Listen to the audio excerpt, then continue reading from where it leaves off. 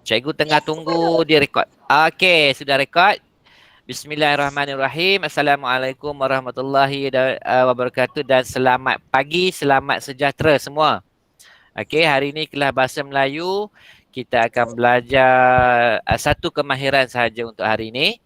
Okey, jadi selepas kita buat pembelajaran nanti, kamu boleh buat latihan di rumah lah. Cikgu akan bagi latihan nanti. Okey, sebelum tu cikgu akan share slide dulu. Dan kamu boleh buka speaker. Kalau nampak beritahu, tak nampak bagi tahu.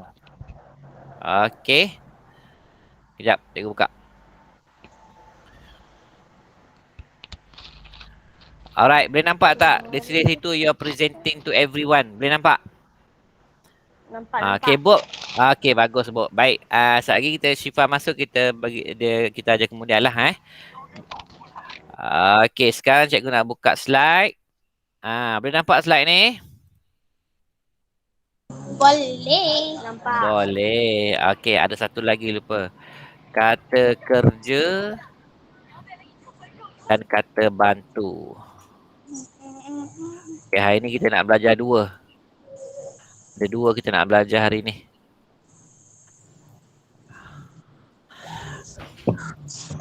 Okey, hari ni kita nak belajar kata kerja dan kata bantu. Okey? Okey. Okey. Kejap Dia terkeluar suara lain. Kejap. Okey. Kemahiran dia 5.1, memahami dan menggunakan golongan kata dengan betul mengikut konteks. Okey. Kemudian standard pembelajaran hari ini 5.1.4, memahami dan menggunakan pelbagai kata kerja dan kata bantu mengikut konteks yang betul. Okey, yang ni kita dah belajar sebenarnya. Kita dah belajar pun ni. Kita dah belajar. Kejap cikgu tukar pointer kejap bagi kamu nampak. Okey, yang ni kata kerja. Dah belajar ni. Kata bantu pun kita dah belajar. Kata kerja ni daripada darjah 1 lagi Bok dah belajar, Bok. Okey. Kita belajar daripada darjah 1 lagi sampailah darjah 6 kamu akan ulang belajar. Okey. Cuma kali ni dia mungkin lebih advance sikit. Maksudnya lebih tinggi sikit.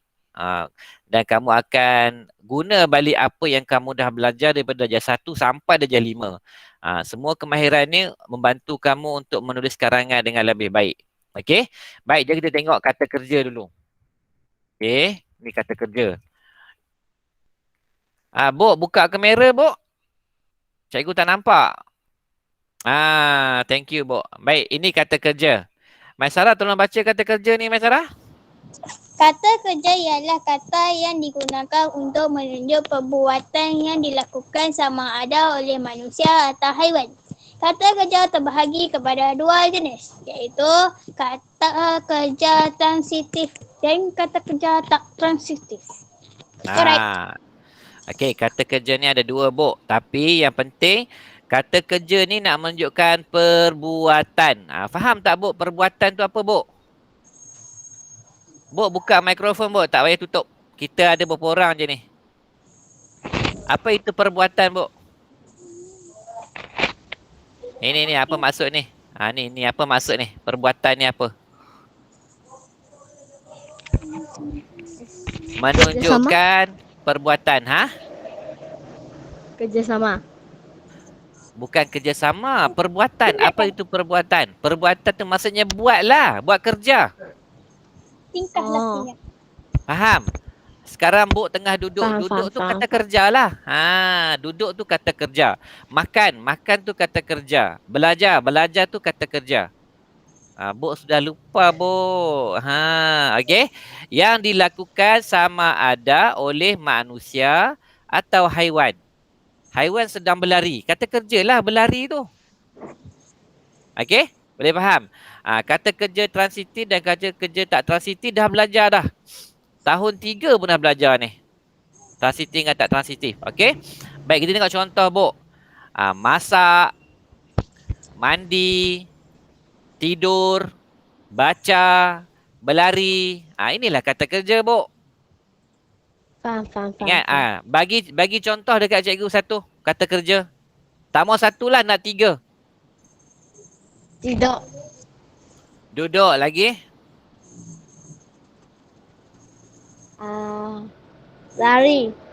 Lari sudah ada dalam ni. Tak mau yang ada dalam ni. Tukar lain. Tidak. Tidur. Tidur dah ada dalam tu. Ah, buka kipas. Buka kipas. Buka. Buka tu kata kerja lah. Kipas bukan kata kerja. Kipas kata apa, Maisarah? Kata. Oh. Kipas tu kata apa? Maisarah, kipas tu kata apa? Kata. Kata Oh, nama. Kata nama. Cikgu. Ya. Ambil. Ambil. Pandai, Bu. Boleh ingat. Semua benda yang kamu buat, kita panggil kata kerja. Ambil, makan, menyanyi, menari, berlari, duduk, bangun, tidur. Tu semua kata kerja. Boleh faham, Bu? Faham. Kena selalu baca dah. Nanti dah ada video ni, boleh tengok video ni selalu. Okey? Ini kata kerja. Seterusnya kita tengok kata bantu. Mesti dah lupa kan kata bantu ni. Kata bantu ada banyak. Kan? Ada banyak. Tak apa, kita tengok yang ni dulu. Kata bantu ialah sejenis perkataan yang bertugas membantu frasa kerja, frasa adjektif, frasa sendi nama, iaitu menimbulkan makna-makna tambahan dari segi aspek waktu dan ragam. Allah, susahnya nak faham. Panjang sangat, Bu. Boleh faham ke? Boleh faham? Bagus. Sikit-sikit. Bagus, Bu. Okey, baik. Senang saja. Kata bantu ni dia bantu. Dia bantu apa? Ni, dia bantu ni. Dia bantu ni. Perkataan yang ada ini, perkataan yang ada ini, perkataan yang ada ini, dia bantu maksud tu bagi makna tu. Okey? Ada dua, satu waktu, satu lagi ragam. Okey? Aspek waktu ni, tengok sini apa dia. Kata bantu aspek memberitahu sama ada perbuatan itu sudah, sedang atau belum dibuat. Kata bantu aspek menimbulkan suasana masa, iaitu sama ada lampau, kini atau masa hadapan. Kita tengok contoh nanti kita akan faham. Okey?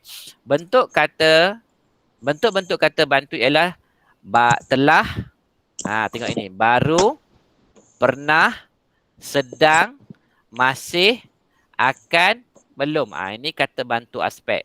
Buat apa nak faham semua ni, susah kan? Tak apa. Nanti bila kita tengok contoh ayat baru kita faham. Kenapa nak kena guna yang ni? Kan? Contoh kita nak ceritakan kerja sekolah itu kita belum buat. Kalau tak ada perkataan belum, macam mana nak cerita yang kita belum buat? Kan? Kerja sekolah itu akan saya buat. Akan. Perkataan akan itulah yang membantukan kata kerja tu. Kan? Tak apa. Tengok contoh nanti boleh faham, Bu. Okey, seterusnya kata bantu ragam. Kata bantu ragam ialah bentuk kata yang menyatakan atau menerangkan ragam perasaan. Yang tadi masa, sekarang perasaan. Yang berkait dengan perbuatan yang dilakukan seperti hendak, mahu, harus, mesti, boleh, dapat. Okey? Susah nak faham, panjang sangat kan? Tak apa, ingat je kata bantu ni ada dua, aspek dengan ragam. Aspek tu waktu, kemudian bermain dengan masa dan perasaan. Tengok contoh nanti senang. Okey? Baik. Kita tengok dekat sini. Kata bantu aspek. Cikgu bagi contoh. Telah, sudah, pernah. Maksud dia menunjukkan perbuatan yang telah berlaku. Buk kena guna yang ni lah, Buk. Telah, sudah, pernah. Contoh. Ayat dia tengok. Kami sudah membaca buku itu. Kan? Kalau cikgu tanya, Buk sudah baca buku? Macam mana nak cakap kalau tak ada perkataan sudah ni? Kan? Kena ada perkataan sudah. Yang ni lah kata bantu aspek. Okey? Tengok pernah. Dia pernah bekerja di kedai itu. Dia pernah bekerja di kedai itu. Kalau tak ada perkataan pernah, dia bekerja di kedai itu. Bila? Kita tak tahu kan. Inilah kata bantu aspek. Lagi contoh sedang, masih, tengah, akan, belum kan. Yang ni. Menerangkan perbuatan yang akan berlaku. Boleh faham, Bu? Contoh ni. Senang je kan? Kamu sudah guna semua perkataan ni. Ni, semua perkataan ni kamu telah guna. Cuma tak tahu apa dia itu. Kan? Okey, seterusnya kita tengok kata bantu ragam. Ragam ni bermain dengan perasaan. Okey? Cikgu baca satu dua je contoh kat sini. Hendak, mahu, ingin. Maksud dia menunjukkan sesuatu keinginan atau tujuan. Ni perasaan lah. Perasaan nak handphone baru, keinginan lah tu. Kan? Bok perasaan nak naik motor. Tengok tanda hang sudah boleh bawa motor. Bok pun teringin nak bawa motor kan. Macam tu lah. Oh, tak ada. Okey, tengok contoh ayat. Dia hendak membeli sebuah motosikal. Okey, tapi dia tak beli lagi kan. Kalau kita buang ni, hendak. Dia membeli sebuah motosikal. Maksudnya dia sudah membeli. Kalau kita ada hendak kat sini, maksudnya dia belum beli. Tapi dia nak beli. Itulah guna dia hendak tu, Bu. Beza tak sama maksud dia.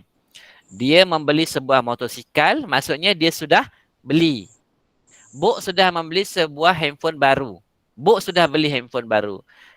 Kalau ditulis itu, Bu hendak membeli sebuah handphone baru berjenama iPhone.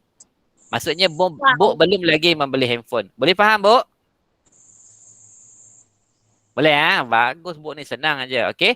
Ada lagi contoh kat bawah ni. Nanti kamu tengok video ni berulang-ulang kali kamu akan faham. Okey.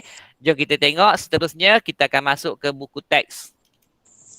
Kamu tengok buku teks muka surat 29. Okey, muka surat 29. Dah buka dah? Dekat buku teks pun boleh baca. Dekat skrin cikgu pun boleh baca. Dekat handphone tu pun ada. Cuma kecil sikit lah. Kan? Okey, tajuknya seronoknya terapi minda. Seronoknya terapi minda. Okey, Syifa ada kat sini tak? Syifa masuk tak lagi? Tak ada Tak ada 2 orang je. Tak ada tak apa. Maisarah baca, Maisarah. Bu ikut nah. Islah dan kawan-kawannya menyertai kem motivasi minda sihat di latar Bukit Hijau.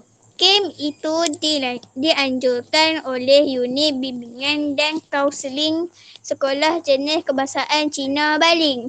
Setelah sampai di sana, Islah dan kawan-kawannya Nanti kita sambung. Bla bla bla bla. Okey. Seronoknya terapi minda. Okey, Bu. Bu ada Bu Bu tahu tak apa itu terapi minda?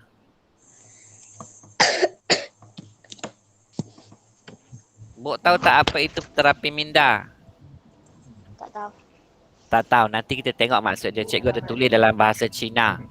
Boleh faham? Okey. Jadi Islah dengan kawan-kawan ini pergi kem motivasi. Okey. Pergi kem motivasi minda sihat. Nama motivasi kem tu nama kem motivasi minda sihat. Dekat mana mereka pergi, Bu? Kem motivasi tu di mana?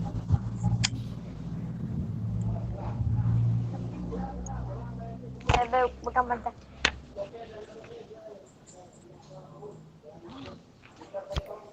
Tak tahu cikgu. Tak tahu, dalam buku teks ada tulis, Bu. Seronoknya terapi minda.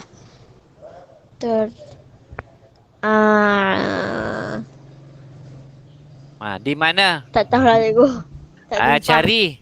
Mana boleh kata tak jumpa, baru kawan baca tadi.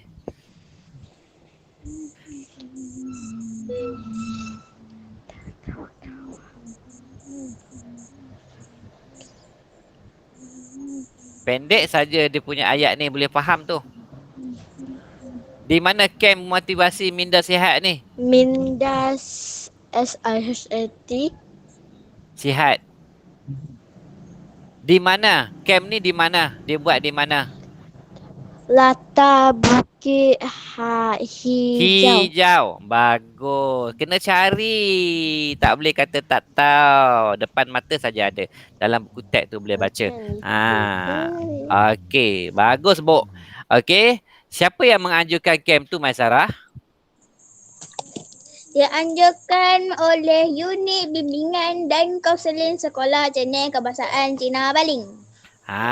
Senang saja, Bu, kan? Dalam perenggan pertama tu saja. Camp tu nama dia Motivasi Minda Sihat. Di mana? Di latar Bukit Hijau. Siapa yang anjurkan? Anjurkan ni maksudnya siapa yang buat? Yang buat tu Unit Bimbingan dan Kaunseling Sekolah Jenis Kebahasaan Cina Baling. Kalau Sekolah Kebangsaan Cising 2, Unit Bimbingan Kaunseling, siapa dia? Cikgu Alias. Cikgu Alias buatlah Camp Minda Sihat, buat dekat latar tebing tinggi. Bok kena pergi. Boleh, Bok? Kita dah pernah kemah hari tu kan. Senang aja. Okey, baik. Ini baru kita baca satu perenggan. Perenggan kedua tu kamu kena sambung. Setelah sampai di sana, Islah dan kawan-kawannya, kita tengok ada gambar dalam tu kan. Jadi macam mana kita nak bina ni? Dia ada bagi kata bantu. Okey, dia ada bagi kata bantu dekat sini. Mesti, sedang, dapat, akan, telah. Bok boleh faham tak semua perkataan kat bawah ni? Ni boleh faham tak perkataan mesti, sedang, dapat, akan, telah. Boleh faham? Faham. Okey, cuba Bok buat satu ayat mesti. Mesti. Kita mesti makan nasi. Betul lah tu. Kita mesti makan nasi. Kalau tak makan nasi, sakit perut. Mati. Betul. Tapi yang ni dalam petikan ni, dalam gambar ni kita kena buat berdasarkan gambar, Bok. Cikgu bagi contohlah bahasa Cina ni supaya kamu faham. Itu mesti. Faham tak dia tulis dalam bahasa Cina, Bok? Dia kata apa tu, Bok? Pishi. Tu maksud mesti. Sedang. Apa dia? Senzai. Untuk Bok cikgu tulis bahasa Cina supaya Bok faham. Dapat. Apa maksud dapat? Engkau. Itu apa? Akan. Chiang Hui. Chiang Hui. Lagi satu telah. Apa dia? Yi Jing. Yi Jing. Cikgu pun belajar dengan Bok Bok dah left dah. Dia tertekan ganggang tu rasanya. Aduh. Tak apa, Maisarah. Lagi dia masuk balik tu. Okey, tu cikgu tulis dalam bahasa Cina supaya Bok boleh faham. Kan? Ada perkataan dia tak boleh nak faham. Okey, seterusnya kita tengok. Ini perkataan tadi kan. Jadi dia suruh sambung. Okey. Dia sambung tadi. Kita tengok lagi. Kemudian ada lagi perkataan dia bagi tadi. Kita akan buat ayat. Ini gambar dia. Gambar seterusnya. Tengok dia ada tepi sungai kan. Kat tepi air dia tengah sambil berdiri tu. Tak tahu dia buat apa. Okey. Bok. Jangan tekan ganggang merah tu. Telefon merah tu dia padam semua nanti. Okey. Seterusnya. Tengok dia tengah buat apa ni, Bok. Gambar yang kedua ni. Dia tengah buat apa ni? Dia tengah buat apa? Fikir. Dia fikirkan apa? Dia dekat pantai. Dia dekat pantai. Bagus Bok ni. Bok pandai rupanya. Dia tengah fikirkan dia berada di pantai. Tapi sambil tu dia buat apa ni? Nampak tak ada anak panah ni? Hidup udara. Dia hirup udara. Dia bayangkan dia berada di pantai yang cantik. Dia tarik nafas, dia hembus. Dia tarik nafas, dia hembus. Kita akan berasa tenang, rasa relax aja kan. Kemudian tengok gambar ni. Gambar ni dekat air terjun. Pergilah dekat lata tu. Pergi dekat lata tu, pergi rehat, tarik nafas, hembus. Tarik nafas, hembus. Rasa tenang saja. Sebab kat situ tak ada banyak asap. Ada tumbuh-tumbuhan yang banyak. Udara dia segar dan bersih. Okey. Kemudian tengok apa yang dia buat ni. Dia buat apa, Bok?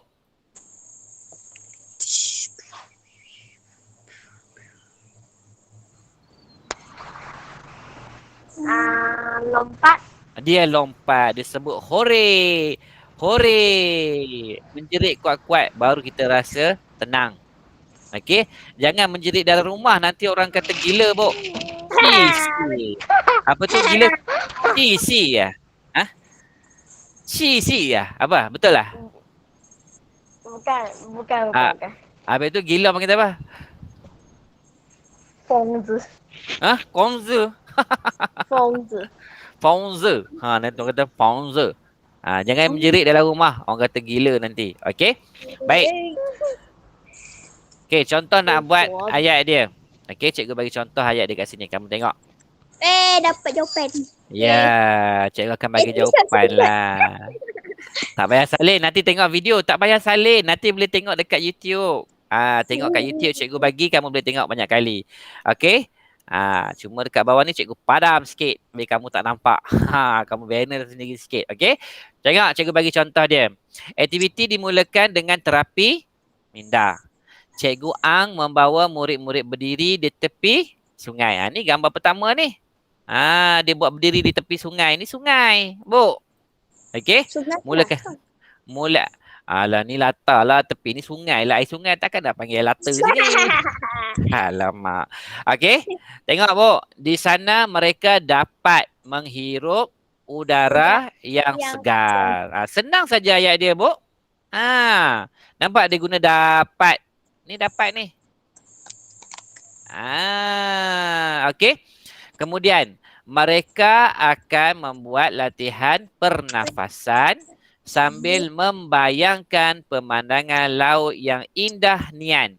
Apa nian ni, Bu? Apa maksud nian? Apa maksud nian? Apa maksud nian, Bu?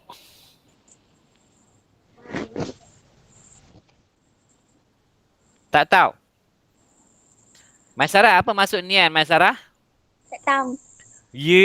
Cikgu dah ajar ni. Nian ni sama juga dengan sangat. Indah sangat. Ataupun sekali. Indah sekali. Sangatlah sangat. Indah sangat. Cantik sangat. Nian tu samalah dengan sangat. Dengan sekali tu. Buk ni cantik nian. Wah, macam itulah contoh. Okey. Baik. Senang saja ayat dia kan. Mereka akan membuat latihan pernafasan sambil membayangkan pemandangan laut yang indah nian. Buk kata tadi mereka fikir. Mereka membayangkan. Buk kena guna perkataan ni. Membayangkan. Bayang. Pejam mata, bayangkan. Buk bayangkan buk sekarang dalam kelas cikgu tengah mengajar. Macam itulah membayangkan. Okey. Sambung. Selepas itu mereka akan melompat keriangan. Mereka melompat keriangan. Nak sambung lagi boleh? Sambil menyebut hore. Boleh? Okey. Akhir sekali. Boleh nampak tak ni? Minda mereka telah menjadi tenang selepas aktiviti ini. Nampak perkataan telah digunakan. Telah. Telah digunakan. Okey. Lagi perkataan dua ni apa? Kat mana? Ni, dua perkataan ni mesti dengan sedang ni. Kat mana nak guna? Kat atas. Kat atas. Buatlah sendiri. Boleh? Okey. Baik, seterusnya. Sambung lagi. Buk keluar. Buk keluar lagi. Terputus lagi. Tak apa. Tinggal seorang. Tinggal seorang. Sekejap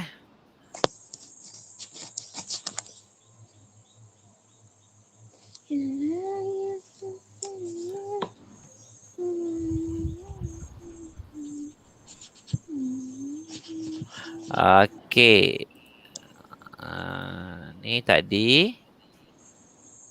Okey, ni dah pergi dah. Gambar ni. Okey. Last kali, aktiviti terapi minda pada pagi itu telah berakhir. Setelah dah kampanye bersalam. Mereka kelihatan ceria sekali. Okey. Sekejap, cikgu tak share. Patutlah kamu tak nampak Uh-uh. Ha. Sikit lagi. Okey. Aktiviti terapi minda pada pagi itu telah berakhir. Islah dan kawan-kawannya bersalam dengan kaunselor. Mereka kelihatan ceria sekali. Okey, habis. Senang kan? Okey, lepas tu ada sikit cikgu nak bagi latihan. Okey, yang tu nanti kamu akan lengkapkan karangan tu di muka surat 29. Buat dalam buku penulisan. Boleh, Mas Sarah? Boleh. Okey, buat dalam penulisan, lengkapkan karangan tu. Mulakan daripada setelah sampai di sana tu. Okey, setelah sampai di sana, Islah dan kawan-kawannya ada 2 je guna perkataan tu. Nak guna lebih pun tak apa. Boleh ikut pada gambar tu. Okey, tengok muka surat 30. Muka surat 30, pemulihan tu Syifa Masalah tak payah buat lah. Masalah terus buat dekat bahagian pengayaan. Pengayaan. Okey, pengayaan tu. Buk tak ada, tak masuk lagi Tak. Okey, pengayaan tu jadi kita baca sikit. Banyak faktor yang menyebabkan tekanan emosi berlaku. Antaranya termasuklah peristiwa yang berlaku dalam keluarga seperti kematian, perpisahan dan perceraian. Jika hal ini berlaku, seseorang itu akan menjadi murung dan hilang keyakinan diri. Ini apa? Faktor. Faktor yang menyebabkan tekanan emosi. Ini faktor. Seterusnya terdapat segelintir orang yang sering mendengar masalah daripada kawan-kawannya. Hal ini akan menyebabkan mereka terpaksa memikirkan masalah tersebut. Akibatnya mereka akan tertekan. Ni maksudnya apa ni, Mas Sarah? Faham tak ya ni? Perangan kedua dia kata apa ni? Tak tahulah. Kawan dia ada masalah, cerita dengan dia. Dia pula rasa tertekan dengan masalah kawan dia tu. Sebab dia terlalu fikirkan macam mana nak selesaikan masalah. Faham?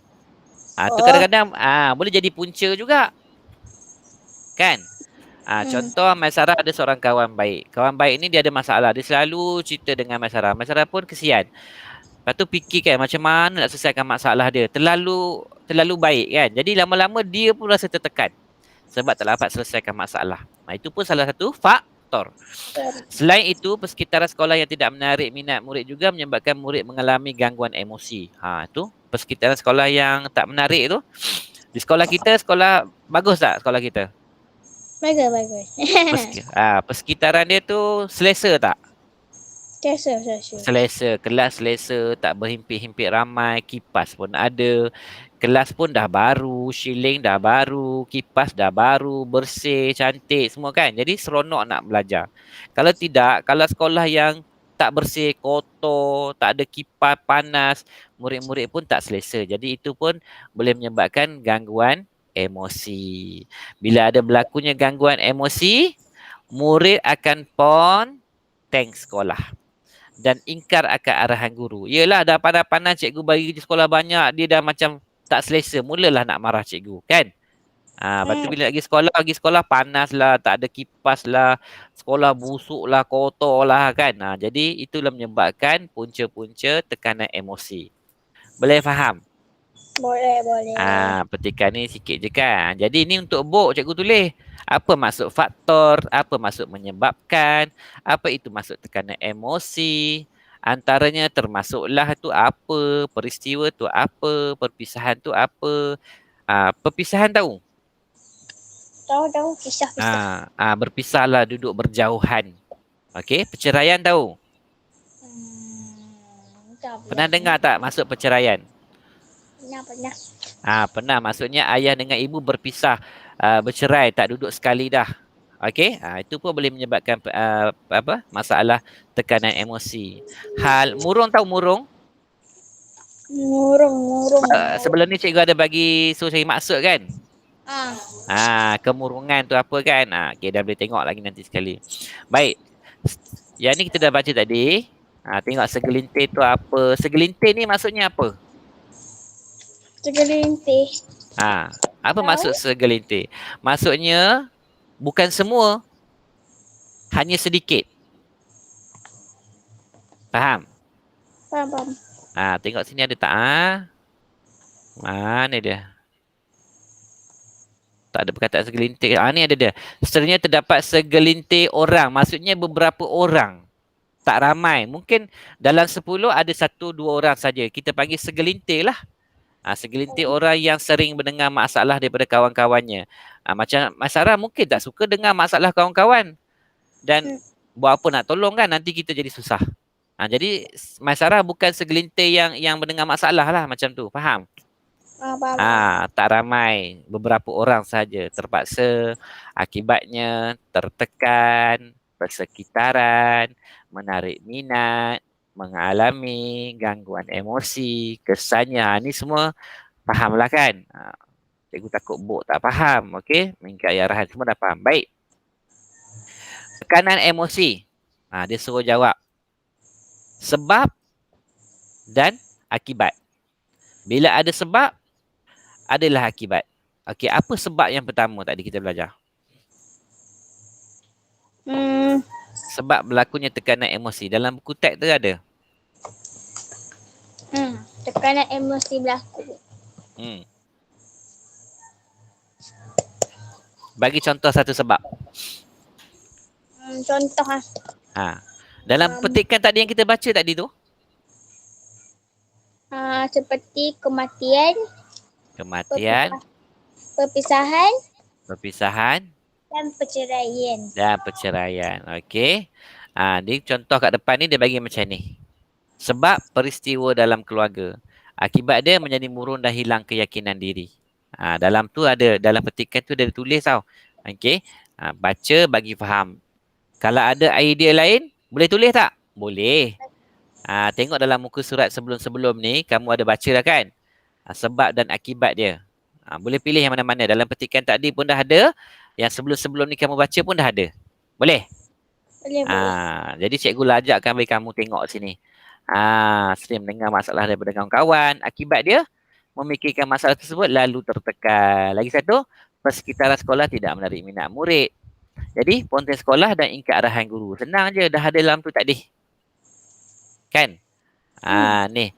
Yang ni ada satu, mendengar masalah. Kemudian, persekitaran sekolah yang tidak menarik. Ini sebab kesan dia kat sini. Ni kesan. Contoh macam tu lah. Ni kesan. Kesan. Kesan dia akibat sama lah kan? Okey. Baik. Boleh yang jawab ini? Boleh. Senang je. Okey. Cikgu rasa setakat tu saja untuk hari ni. Jadi ada soalan nak tanya tak? Dah ada. Ada? Boleh? Tak ada. Okey, kalau boleh setakat tu saja. Terima kasih kerana sudi bersama kelas dengan cikgu hari ini. Latihan seterusnya cikgu akan masukkan dalam grup WhatsApp. Kalau ada apa-apa soalan, kamu boleh WhatsApp dengan cikgu. Okey? Okey. Okey, terima kasih. Assalamualaikum. Salam.